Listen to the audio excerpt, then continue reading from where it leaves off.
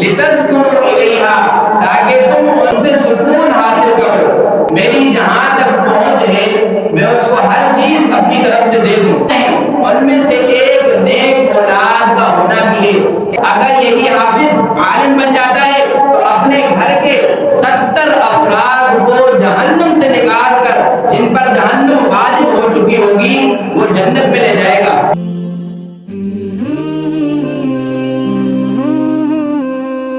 اللہ تبارک و تعالی بالقرآن المجید والقرآن الحکیم۔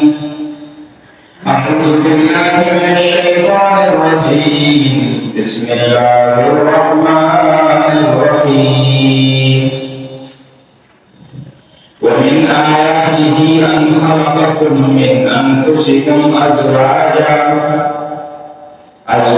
لتسكنوا إليها وجعل بينكم مودة ورحمة إن في ذلك لآيات لقوم يتذكرون۔ عن أبي هريرة رضي الله تعالى عنه قال قال رسول الله صلى الله عليه وسلم تنكح المرأة لأربع: لمالها ولحسبها وجمالها ولدينها، فاصفر بذات الدين تربت يداك، أو كما قال عليه الصلاة والسلام۔ تمام احباب دل کی محبت سے نبی کریم صلی اللہ علیہ وسلم کا درود پڑھیں۔ اللهم صل على محمد وعلى آل سيدنا ومولانا محمد وبارك وسلم۔ جیسے کہ میں نے آیت مبارکہ پڑھی ہے، اس سے صاف طور پر معلوم ہوتا ہے جس کا موضوع ہے کہ شادی کا جو ماحول ہوتا ہے،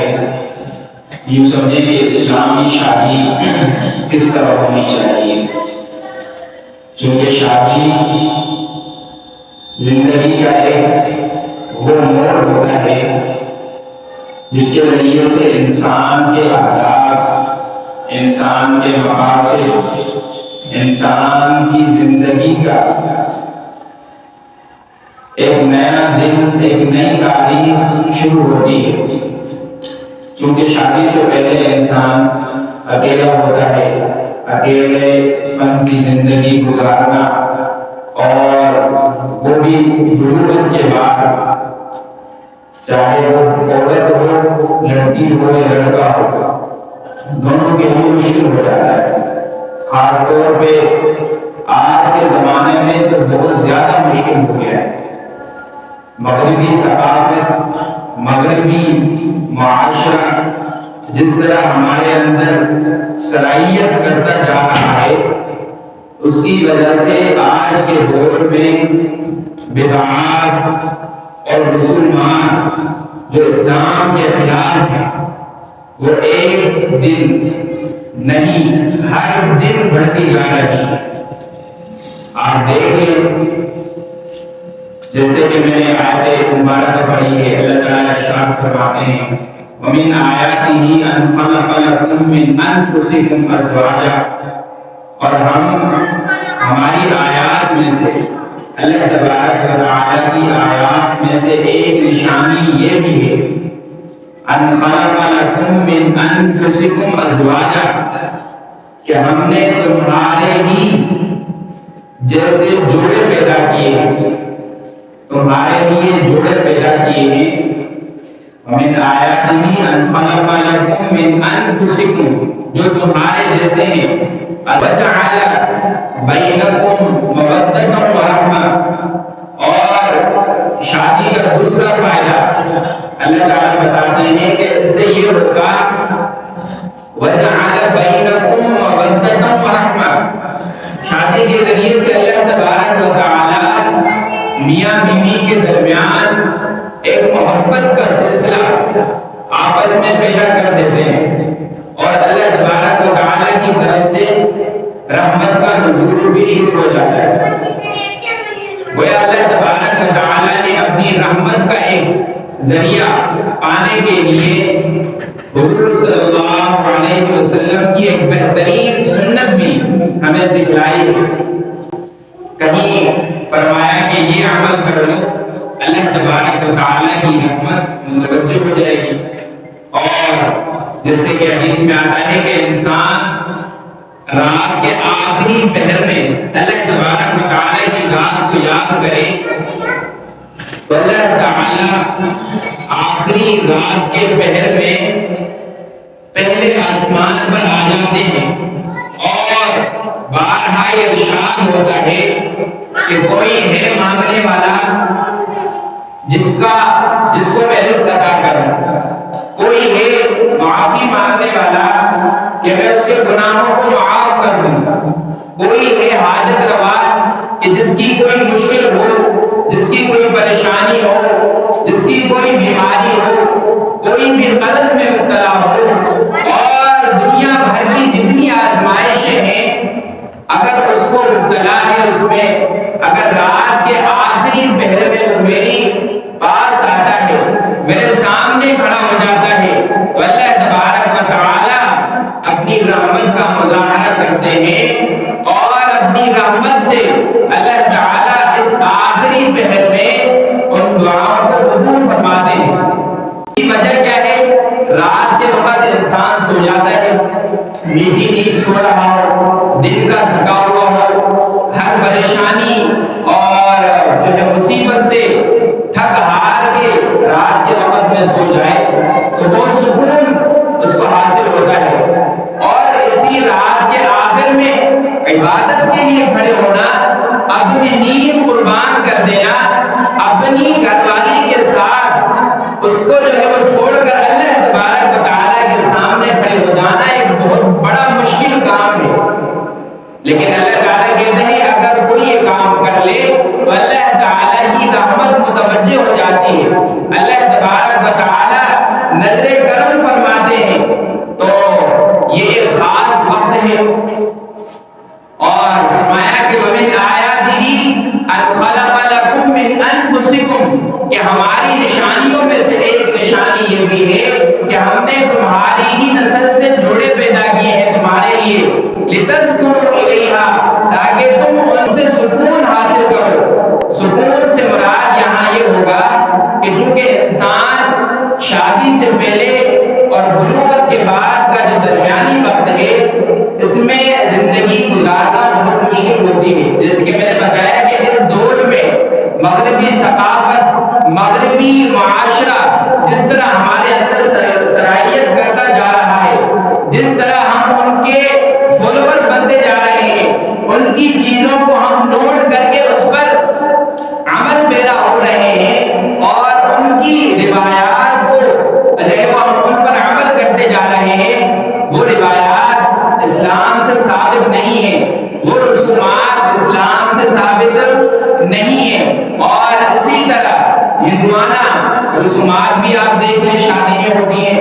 اور کئی طرح کی بدعات بھی ہمارے مسلمان بھائی بھی کر رہے ہوتے ہیں۔ تو یہ آج کے اس معاشرے کے اندر بہت بڑی پریشانی ہے۔ اگر آپ اس دنیا میں رہتے ہوئے دین کی طرف دیکھ لیں تو دین بہت آسان ہے، اور دین سادگی کا جو ہے وہ حکم دیتا ہے۔ اسلام نے تو یہ ایک بہت بڑا معیار مقرر کیا ہے کہ اسلام کے اندر شادی جو ہے وہ سادگی سے ہوگی، اور کئی طرح کی رسومات نہیں ہوگی، بدعات نہیں ہوگی، خرافات نہیں ہوگی۔ آپ دیکھ لیں کہ آج کل کس طرح کی شادیاں ہو رہی ہیں۔ عام طور پہ غریب آدمی بھی اپنی بیٹی کی شادی کرنے کے لیے بہت پریشان ہوتا ہے کہ اس کو میں یہ بھی چیز دلا دوں، اور اس کو جو ہے وہ اتنے کپڑے ہونے چاہیے، اور فلاں چیز بھی اس کے پاس ہو۔ ظاہر ہے ایک طرح سے اپنے باپ کی خواہش یہ ہوتی ہے کہ میں اپنی بیٹی کو جب اپنے گھر سے رخصت کروں تو اس کے پاس سب کچھ ہونا چاہیے، اور مجھ سے جو ہو سکتا ہے، میری جہاں تک پہنچ ہے، میں اس کو ہر چیز اپنی طرف سے دے دوں، باقی پھر اگلا گھر جو ہوگا اور اگلا گھرانہ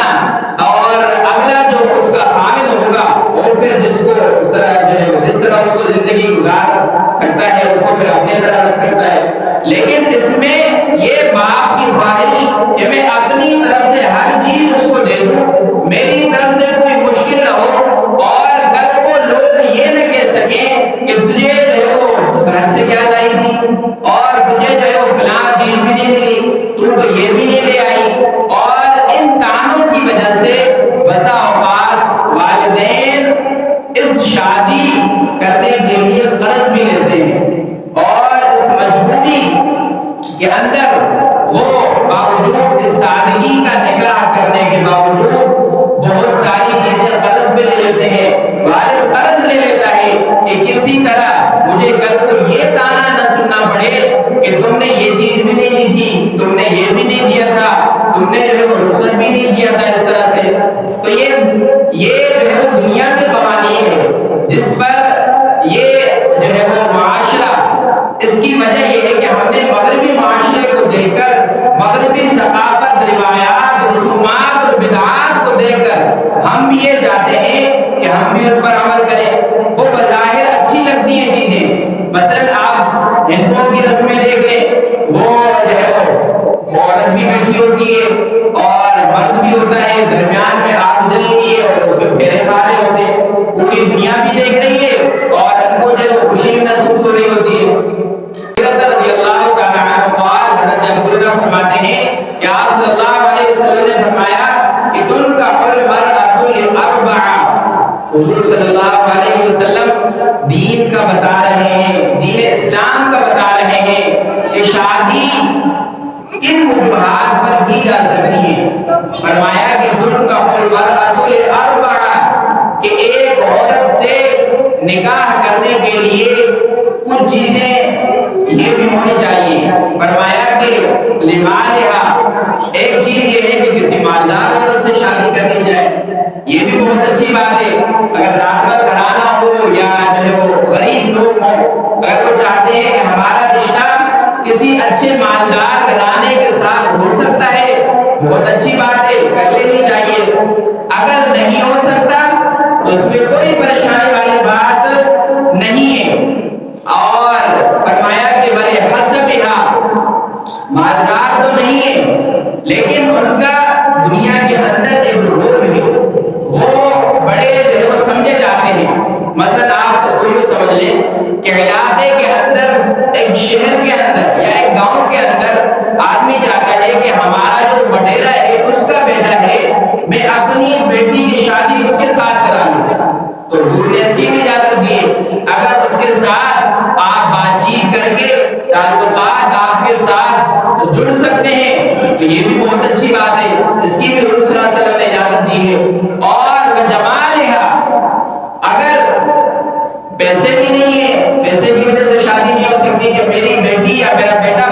بڑے گھر میں چلا جائے، مالدار خاندان ہو اور اس طرح جو ہے وہ کوئی وڈیرا ہو، یہ دونوں چیزیں جو میسر نہیں ہوں، حضور نے فرمایا وجمالہا،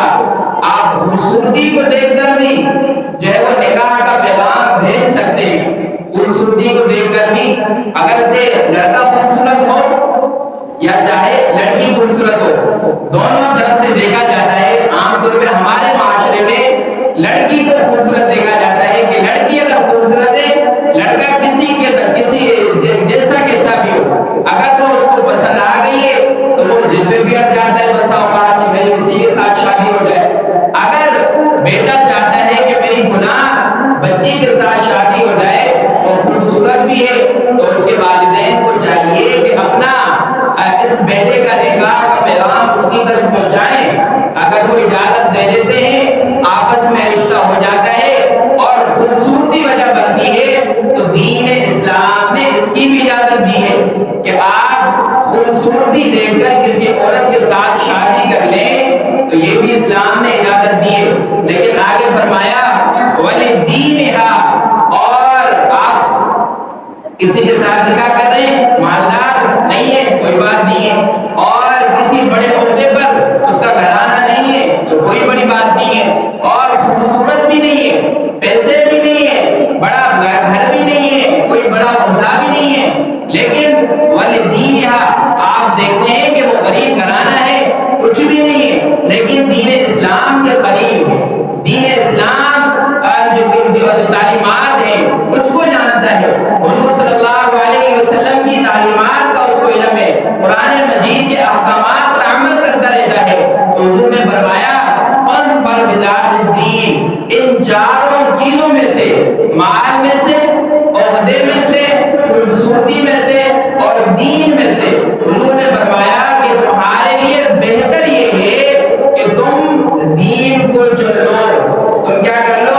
دین اسلام سامنے والی عورت یا لڑکے کے اندر ہو تو دین کو ترجیح دے دو۔ باقی رہی مال کی تو مال آج ہے کل نہیں ہوگا، یہ مال آنے کی چیز ہے، پیسے آج بہت ہیں کل کو نہیں ہوگے، کچھ پتہ نہیں۔ اور اسی طرح جو ہے وہ بڑا ہوتا ہے، بڑے جو ہے وہ تعلقات ہیں، اور فلاں وزیر اعظم سے بھی تعلقات ہیں، باہر ملک بھی جانا ہوتا ہے، فلاں سے بھی رابطہ ہے۔ آج کل تو لوگ کہتے ہیں کہ میرے پاس اس کا بھی نمبر ہے، اور میرے پاس فلاں مفتی کا، فلاں صاحب کا بھی نمبر ہے، اور فلاں فوجی افسر ہے اس کا بھی نمبر ہے۔ بہت اچھی بات ہے، اگر یہ نہیں ہے تو کوئی بات نہیں، مال نہیں ہے کوئی مسئلہ نہیں، کوئی عہدہ منصب یہ نہیں ہے، آج ہے کل نہیں ہوگا، یہ ختم ہونے والی چیزیں ہیں۔ اور رہی خوبصورتی کی بات تو یہ خوبصورتی دو دن کی ہوتی ہے، اور ہر جو دنیا کے اندر چیز ہے ایک نہ ایک دن اس نے فانی ہونا ہے، ختم ہونا ہے۔ خوبصورتی کے کچھ دن ہوتے ہیں، کچھ مہینے لگا لو یا کچھ سال لگا لو، تو یہ کچھ وقت ہوتا ہے جو خوبصورتی ہوتی ہے، اس کے بعد انسان کا پھر وہی اپنا رویہ وہ پھر جاتا ہے کہ میں سادگی کے ساتھ بس کسی طرح یہ زندگی گزار لوں اور ختم ہو جائے۔ اگر یہ تینوں چیزیں نہیں ہیں، مال بھی نہیں، دولت بھی نہیں، کوئی بڑا عہدہ اور حسن و جمال بھی نہیں ہے تو کوئی بات نہیں، اگر آپ نے سامنے والی عورت، سامنے والے لڑکے کے اندر دین دیکھا ہے کہ یہ دین اسلام کو جانتا ہے، نمازیں پڑھتا ہے، روزے رکھتا ہے، زکوٰۃ ادا کرتے ہیں اور صحیح طریقے سے دین اسلام کو جانتے ہیں، حضور صلی اللہ علیہ وسلم کی تعلیمات پر، قرآن مجید کے احکامات کا اس کو علم ہے، تو آپ بلا سوچ سمجھے وہاں اپنا رشتہ بھیج دیں، چاہے لڑکی کا ہو یا لڑکی کا ہو۔ باقی پھر وہاں سے جو جواب آئے گا وہ الگ بات ہے، لیکن انسان اپنی کوشش کی حد تک دین کو ترجیح دے دے۔ اور حضور نے فرمایا کہ ان تمام چیزوں میں سے دین کو ترجیح دے دو، فَاظْفَرْ بِذَاتِ الدِّینِ، دین کو ترجیح دے دو۔ اور دین کو ترجیح دینے کی سب سے بڑی وجہ یہ ہوگی، ایک تو یہ ہوگا کہ خاتون اگر تو وہ دین کو زیادہ نہیں جانتی، لڑکا ہے وہ دین اسلام کو سمجھتا ہے اور دین اسلام کی تعلیمات کا پتہ ہے، تو عام طور پہ گھر کے اندر مرد کی بات زیادہ چلتی ہے، اور مرد اپنی باتیں عورت سے منوا بھی سکتا ہے۔ مرد کیا کر سکتا ہے؟ اپنی باتیں عورت سے منوا بھی سکتا ہے، چاہے پیار و محبت میں ہو۔ اگر پیار و محبت سے نہیں ہو سکتی تو بڑا ہونے کی وجہ سے، گھر کا بڑا ہونے کی وجہ سے اسے وہ بات منوا بھی سکتا ہے۔ الرجال قوامون علی النساء کہ اللہ تعالیٰ نے مردوں کو عورتوں پر فضیلت دی ہے، تو یہ بھی ایک بڑا بہترین ذریعہ ہو سکتا ہے۔ اور اگر آپ سمجھتے ہیں کہ لڑکا پڑھا لکھا نہیں ہے لیکن عورت جو ہے وہ پڑھی لکھی ہے، تو ظاہر ہے کہ لڑکے کو شروع میں اپنی زوجہ سے، اپنی بیوی سے بہت محبت ہوتی ہے، بہت پیار ہوتا ہے، تو ابتدائی سے اپنے شوہر کے ساتھ دین کی باتیں کرتی رہے، دین اسلام کے احکامات بتاتی رہے، اور گھر کے اندر تلاوت کا اہتمام ہو، زکوٰۃ کا اہتمام ہو، نفلی جو ہے وہ روزوں کا اہتمام ہو، اور اسی طرح دین کی چھوٹی چھوٹی جو بھی چیزیں ہیں اگر وہ آہستہ آہستہ اگر شوہر کو نہ بھی بتائے لیکن وہ گھر کے اندر کرتی رہے، تو ایک نہ ایک دن شوہر پوچھ بھی لیتا ہے، کبھی تو وہ بغیر پوچھے کر لیتا ہے، چلو آج میں بھی نماز پڑھنے جاتا ہوں، چلو آج میری طرف سے یہ صدقہ تم بھی کر دینا، آج جو ہے وہ بیوی کہے گی کل میں روزہ رکھتی ہوں، پھر شوہر کہے گا چلو مجھے بھی اٹھا دینا، کل میں بھی رکھ لوں گا۔ تو ابتدائی جو آپس میں میاں بیوی کے تعلقات وہ زیادہ تر محبت کے ہوتے ہیں، نیا نیا رشتہ ہو محبت کا ہوتا ہے، اور آپس میں یہ ابتدائی سے دین اسلام کو فوکس کیا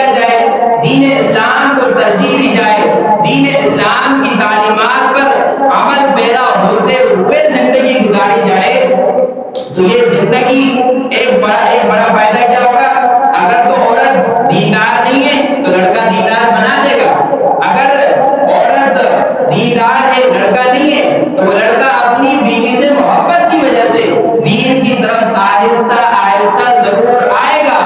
اور یہ قانون تو نہیں ہے لیکن عام طور پہ یہ دیکھا گیا ہے کہ وہ اپنی محبت، اپنی بیوی کی محبت میں پھنس جاتا ہے، وہ آہستہ آہستہ دین کو سمجھنا شروع کرے گا، دین کی تعلیمات پر عمل کرے گا، اور دین کو پھر صرف خود نہیں، جب عمل کرے گا تو اس کا اٹھنا بیٹھنا اپنے دوستوں میں بھی ہوگا اور کہیں گھومنا پھرنا بھی ہوگا،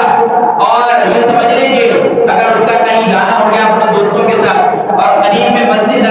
سے اذان کی آواز آئی تو وہ اپنے دوستوں سے کہے گا چلو یار آج میں نماز پڑھنے جاتا ہوں، تو دوست پوچھیں گے بڑا عجیب پاگل ہے، ابھی ابھی شادی میں تو نماز کی طرف ہو گیا، تو وہ آہستہ آہستہ دوستوں کو بھی اپنی طرف کھینچے گا، دین اسلام کی تعلیمات پھر یہ اپنے اندر بھی جب آ جائے گی،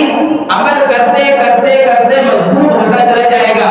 اور اس کا بڑا فائدہ جو دوسرا یہ ہے، ایک تو یہ ہے کہ آپس کے اندر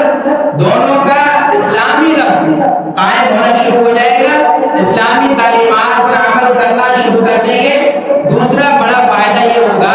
کہ گھر کے اندر جب دین ہوتا ہے، حضور صلی اللہ علیہ وسلم کی تعلیمات ہوتی ہیں، قرآن مجید کی تلاوت ہوتی ہے، نماز ہوتی ہے، قرآن مجید کے احکامات کا علم ہوتا ہے، جب ان دونوں کی اولاد پیدا ہوتی ہے تو وہ بھی دین کے ساتھ جڑی رہے گی اور دین کو سمجھتی رہے گی۔ کئی سارے لوگ ہیں انہوں نے وہ اپنی ماں کی گود میں ہی قرآن مجید حفظ کر لیا تھا۔ اس کی وجہ کیا تھی؟ اس کی وجہ یہ تھی کہ جب ماں جو ہے وہ اپنے بیٹے کو دودھ پلا رہی ہے، قرآن مجید بھی ساتھ ساتھ پڑھ رہی ہے اور صفائی کرتے ہوئے وہ آواز سے تلاوت کر رہی ہے، تو وہ بچہ ہے، بیٹا ہے، بیٹی کو سن رہا ہے اور آہستہ آہستہ چیزیں یاد ہوتی جاتی ہیں۔ اس کی بڑی وجہ کیا ہوگی؟ آپ نے دین اسلام کو ترجیح دینی ہوگی، اور جب دین اسلام کو ترجیح دیں گے تو آپس کے محبت کی وجہ سے دونوں کا تعلق بڑھتا بھی جائے گا، دین اسلام کے قریب بھی ہوتے جائیں گے۔ اور دوسرا فائدہ یہ ہوگا کہ ان کی جو اولاد ہوگی وہ بھی چاہیں گے کہ ہم کسی طرح اس کو حافظ بنا لیں، اگر حافظ نہیں بھی بناتے تو کہیں گے کہ بچہ تھوڑا بڑا ہو گیا ہے، اس کو مسجد کی طرف لے جائیں، اور باپ کہے گا کہ اس کو آج میں نماز کے لیے ساتھ لے جاؤں گا،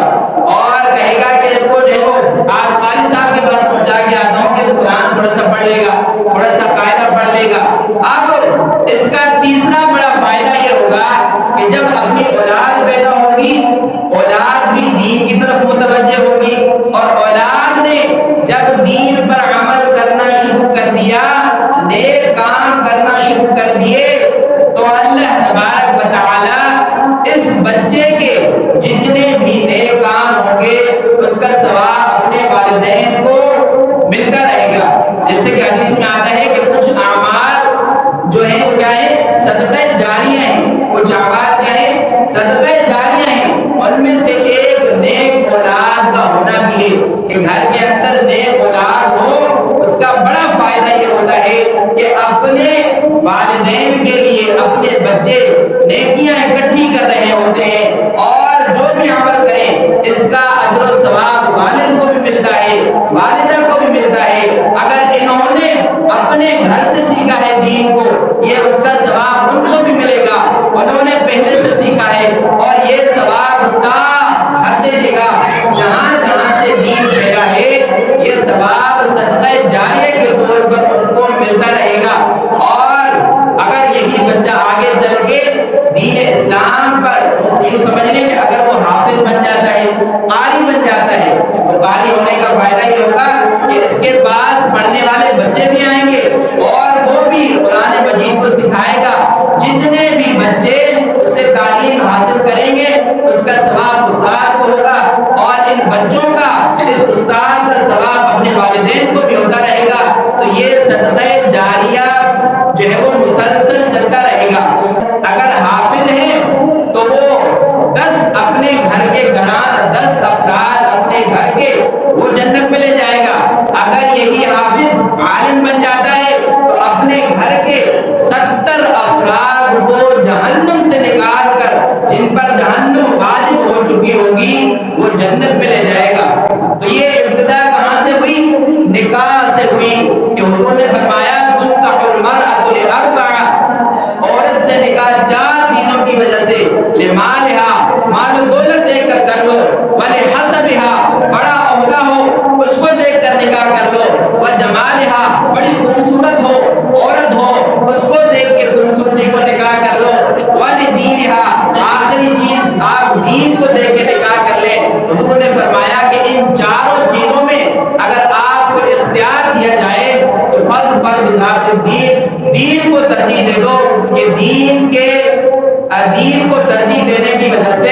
کیا کیا فائدے ہوں گے وہ میں نے بتا دیے۔ اولاد بھی نیک ہوگی، میاں بیوی نیک ہوں گے، اور ان کا ثواب صدقہ جاریہ چلتا رہے گا، زندگی بھی سکون کے ساتھ گزرے گی، آخرت کے اندر بھی اللہ تعالیٰ ضرور بالضرور جنت الفردوس میں اعلیٰ مقام نصیب فرمائیں گے۔ تو ہمیں یہ کوشش کرنی چاہیے کہ اپنی بچے کا نکاح ہو یا اپنی بچی کا نکاح ہو بلوغت کے بعد کر لیں، اور ان چاروں چیزوں میں سے دین کو ترجیح دے دیں کہ دین کے ترجیح سے اللہ تعالیٰ ایک نہ ایک دن ہمیں جہنم سے نکال کر جنت میں پہنچا دیں گے۔ تو میں نے کہا آپ نے سنا، اللہ تعالیٰ اس کو سمجھنے، اس پر عمل کرنے کی توفیق نصیب فرمائے۔